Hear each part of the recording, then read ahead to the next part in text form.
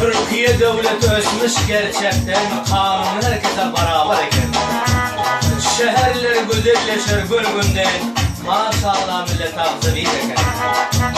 Kanunu uymuş ayar erkeği, başkanlar eder meller gerçeği. Duam şundur yaktı volkun geleceği, burada yaşayanlar bahtiyar eken. Aferin!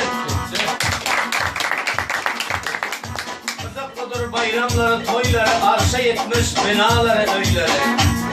Altından kımmattır eski cayları, kadim asarları bari.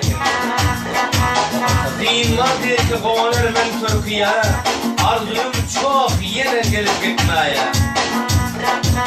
Sözlerim kitaba sığmaz bitmeye, kışı bahar gibi ilerle bari. Elbette olaydı ama memleketi dost Türkiye var. Cenab-ı Allah'ın sağlığında zetanın dostları.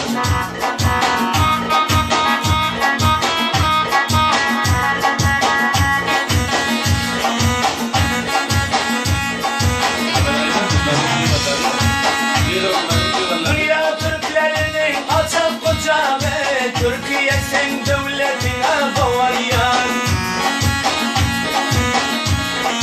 Dünya Türklerinin alçak kucağı, Türkiye sen devletine doğayan. Bütün dünya yayılandır saçağı, Türkiye sen milletine doğayan.